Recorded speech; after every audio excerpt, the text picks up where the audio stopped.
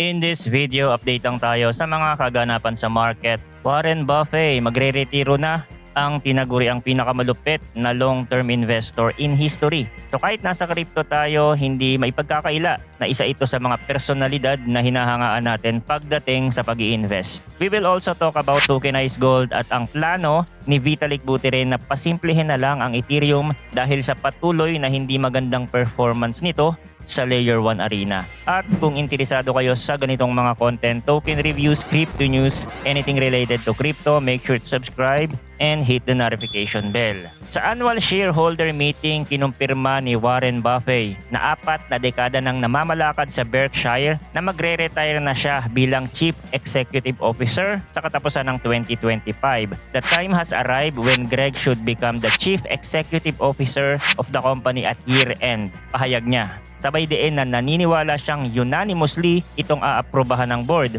Si Greg Abel, kasalukuyang Vice Chairman para sa non-insurance operations, matagal nang binanggit ni Buffett bilang successor. Ayon pa sa kanya, mananatili siyang advisor pero the final word would be what Greg decided. Ang timing ng transition ay significant. Nakaupo ang Berkshire sa cash reserve na humigit kumulang $348 billion.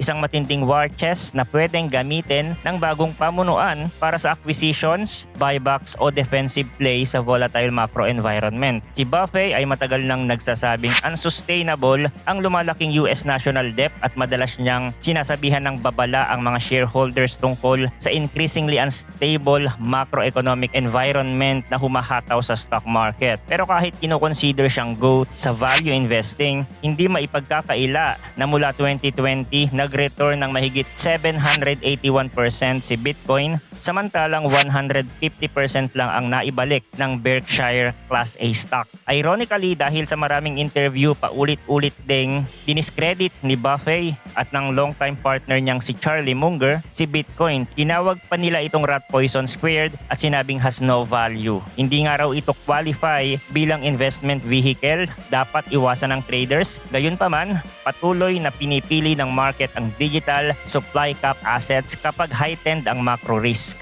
Ang kontras na ito ang magbibigay kay Greg Abel ng pagkakataong i-redefine kung paano hahawak sa tech at crypto exposures ang Berkshire sa bagong dekada. Lipat tayo sa gold market. Ayon kina Melissa Song at Dustin Becker ng Gold Dow, may 3 key advantage ang tokenized gold kumpara sa gold ETF. Una, 1:1 redeemability sa specific serialized physical bars. Ibig sabihin talagang may claim ka sa particular na bar. Hindi lang fractional claim sa pooled vault. Pangalawa, pwede itong gamitin bilang collateral sa DeFi, kaya nakakapag-yield ka sa gold holdings mo nang hindi mo binibenta. Pangatlo, on-demand liquidity via blockchain, 24/7 tradable sa halip na nakatali sa trading hours ng ETF market. Kapag bumili ka ng ETF, sabi ni Song, you are betting on price appreciation but you don't own a specific bar. Tama naman, lalo na ngayong nag-all-time high na sa 3,500 per ounce ang spot gold noong April 2025 matapos ibato ni President Donald Trump ang bagong round ng tariffs. Nagdulot yon ng volatility sa stocks at crypto kaya naglipatan ng traders sa safe haven assets. Dahil dito, pati gold-backed tokens pumalo. Paxos Gold at Tether Gold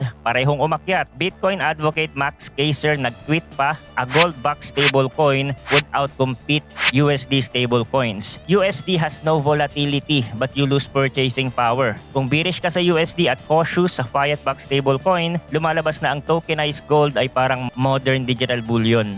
Ngayon, kung mag-shift ang investors mula gold papunta Bitcoin bilang store of value on macro fear, pwedeng mag-spill over ang gold profits sa BTC, lalo na kapag nasindihan ulit ang narrative ng digital scarcity. Punta naman tayo sa protocol engineering sa blog na Simplifying the L1. May 3, inilatag ni Vitalik Buterin ang roadmap para gawing simple, efficient at mas decentralized ang Ethereum. Una sa listahan, 3-slot finality para sa consensus layer, aalis na ng epoch, sync, committees at validator shuffling. Kapag na-trim ito, mas madaling ma-audit at mas kaunting attack surface. Dagdag niya, gagamit ng start-based aggregation protocol at isang mas minimal na fork choice rule. Sa execution layer naman, iminumungkahi niyang lumipat mula EVM patungong RISC-V, isang open source ISA na ZK-friendly at maaaring magbigay ng 100x performance boost sa zero knowledge proofs. Para hindi masira ang backward compatibility, gagawin muna via on-chain RISC-V interpreter at gradual phase out ng legacy EVM. Bukod sa technicals, gusto rin ni Vitalik ng protocol-wide standardization,